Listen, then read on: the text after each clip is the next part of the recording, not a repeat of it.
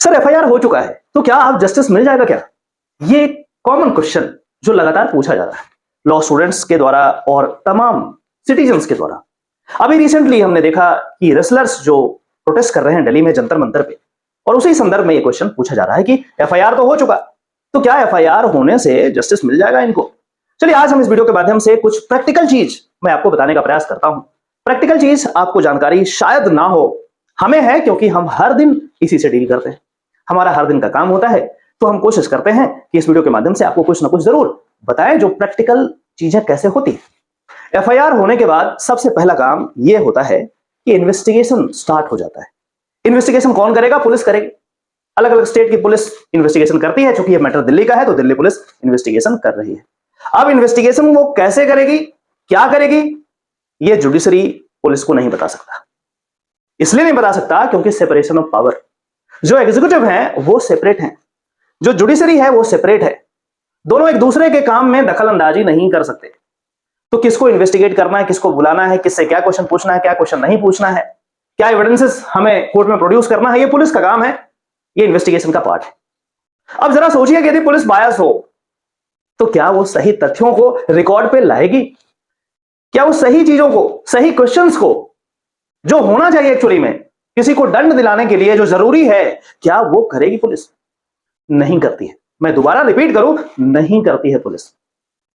कई सारे मामलात में, चाहे वो पॉलिटिकल मामला हो जैसा अभी आपने देखा, या फिर पैसे लेकर के 90% से ज्यादा केसेस में, हम दिल्ली की बात कर रहे हैं, दिल्ली पुलिस की बात कर रहे हैं, 90% से ज्यादा केसेस में पैसे लेकर के ये नहीं करते। लेकिन फिर से आप कहेंगे कि जी कैसे प्रूफ है कि पैसा लेते नहीं लेते? नहीं पता चलेगा, नहीं पता चलेगा। 50 तरीके हैं पैसे लेने के। किसी दूसरे दोस्त के माध्यम से, थाना के बाहर आकर के, ये चीजें होती है, प्रैक्टिकल चीजें। आप कितना ही क्वेश्चन कर ले, हम हर दिन देखते हैं तो हमें पता होता है। कई मामलात में तो एडवोकेट से पैसा लेते हैं। ये एडवोकेट से पैसा लेना मतलब ये हुआ कि डायरेक्ट जो है व्यक्ति से नहीं मांगते, डायरेक्ट एक्यूज से नहीं मांगेंगे, एडवोकेट के थ्रू मांगे। ये बात आपको कहीं लिखी नहीं मिलेगी, किसी किताब में नहीं मिलेगी।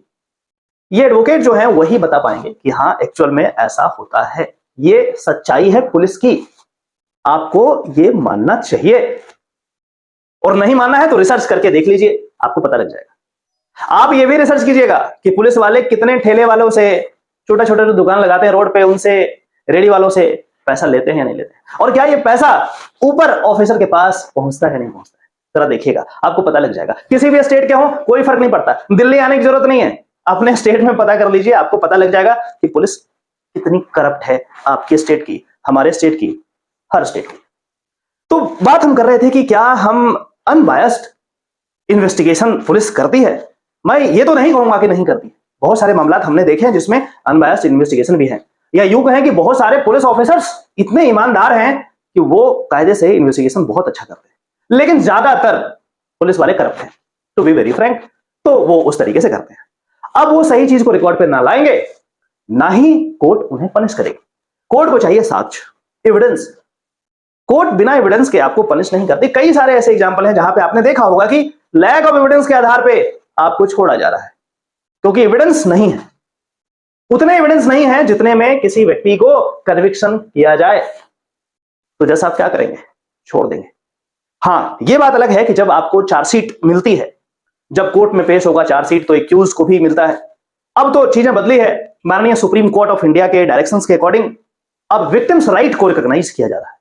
तो विक्टिम का भी एक स्टेक होता है किसी भी प्रोसीडिंग में, चाहे वो स्टार्ट हो बेल के प्रोसीडिंग से और till the end of the trial, victims का भी राइट है। तो अब मैंने देखा है कि विक्टिम्स भी अपना वकील खुद कर रही हैं या कर रहे हैं।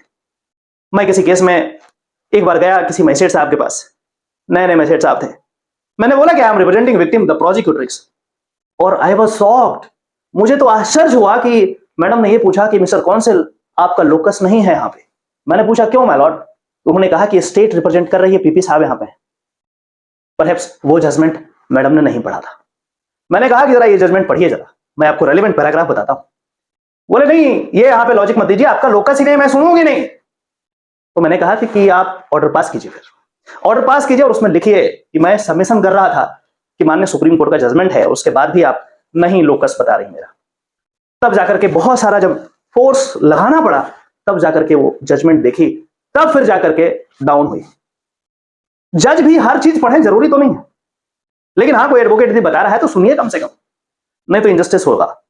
माने सुप्रीम कोर्ट का भी बहुत सारे ऐसे केसेस हैं, गाइडलाइंस हैं, जिसमें विक्टिम्स राइट को लेकर के बहुत सारी चीजें कही गई है। और उसमें से एक रीसेंट जजमेंट जो इंपॉर्टेंट है वो है जगजीत सिंह वर्सेस आशीष मिश्रा, लखीमपुर खीरी वाला जो केस था ना, किसानों को रौंद दिया गया, वो वाला केस, उसको पढ़िएगा, उसमें विक्टिम्स राइट के बारे में बात करी गई है। तो क्वेश्चन फिर से आता है कि क्या एफआईआर होने के बाद जस्टिस मिल जाएगा? कोई जरूरी नहीं है साहब, कोई जरूरी नहीं है। यदि फॉल्टी इन्वेस्टिगेशन हुआ, यदि पुलिस पैसे लेकर के काम करी, यदि पुलिस सही साक्ष्य को नहीं प्रोड्यूस किया, यदि पुलिस उन विटनेसेस को एग्जामिन ढंग से नहीं किया जिनका एग्जामिनेशन होना चाहिए था, जिनका स्टेटमेंट होना चाहिए था, या फिर किसी भी तरीके का कोई टेक्निकल फॉल्ट कर दिया, तो उस सिचुएशन में कोर्ट का जो रिकॉर्ड है उसमें सही चीजें नहीं आ पाई। हां, अब आपका क्वेश्चन यह हो सकता है कि नहीं आएगी तो इसका क्या क्या उपाय क्या है? उपाय इसका भी है। यदि आप किसी इन्वेस्टिगेशन से संतुष्ट नहीं है तो आपके पास राइट है, आप प्रोटेस्ट पिटीशन फाइल कर सकते हैं, लेकिन फिर क्या होगा? वकील साहब को करना पड़ेगा, आपको हायर करना पड़ेगा और काफी मेहनत करना पड़ेगा। पुलिस के द्वारा क्या क्या गलती किया गया उसको उठा करके जज साहब को बताना पड़ेगा कि देखिए ये सब बहुत खतरनाक मिस्टेक है, glaring defects in the investigation, तब जाकर के फिर दोबारा किया जा सकता है। लेकिन इसमें बहुत मेहनत लगता है। एक आम आदमी, आम प्रोसिक्यूटर्स, आम विक्टिम के लिए बहुत मुश्किल है। और फिर क्या होता है? ट्रायल प्रोसीड हो जाता है, सही चीज रिकॉर्ड पे है नहीं, और लैक ऑफ एविडेंस के कारण दिन छूट जाता है। और बड़ा बड़ा बात लिख देंगे जज साहब कि भाई ये क्रिमिनल लॉ का ये प्रिंसिपल है कि जो प्रूफ है वो बियॉन्ड रीजनेबल डाउट होना चाहिए, ऐसा होना चाहिए, वैसा होना चाहिए। और इसलिए मुझे लगता है कि इसको एक्विटल कर दो, एक्विट कर दो, क्योंकि है ही नहीं एविडेंस हमारे पास। और यही कारण पेंडेंसी ऑफ द केसेस के भी है। इतना फॉल्टी इन्वेस्टिगेशन होता है, इतना वाहियात इन्वेस्टिगेशन होता है, इनको ट्रेनिंग नहीं।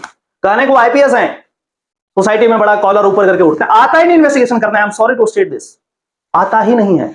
एक नहीं है, हजारों ऐसे केसेस हैं जिसमें हाई कोर्ट या फिर कोई और कोर्ट सीवियरली रिप्रिमांड किया है उनको। आता ही नहीं इन्वेस्टिगेशन करना, सिखाते नहीं है, या सिखाते भी है तो लाइटली लेते हैं। देश का दुर्भाग्य है, क्या कर सकते हैं। तो ये चीजें प्रैक्टिकल है जो आपको किताब में नहीं मिलेगी। आपको लगेगा कि सब कुछ तो बढ़िया से हो रहा है।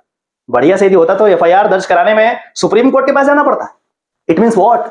It simply means that the executive is not ready to follow the guidelines given by the honorable apex court of the country, apex court of the land. इससे ऊपर कोई कोर्ट नहीं है।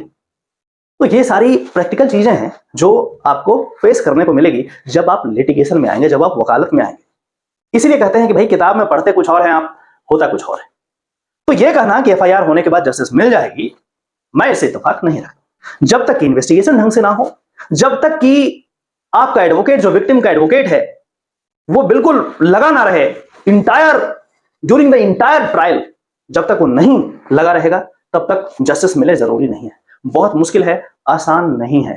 आशा करते हैं कि इस वीडियो के माध्यम से आपने जरूर कुछ नया सीखा होगा। यदि ऐसा है तो इस वीडियो को लाइक करें और इस चैनल को जरूर सब्सक्राइब कर लें, क्योंकि इसी तरीके का ऑथेंटिक लीगल जानकारी आपके डोरस्टेप तक मैं हमेशा पहुंचाने का प्रयास करता हूं। चलिए फिर से मिलते हैं किसी और टॉपिक में, तब तक नमस्कार, जय हिंद।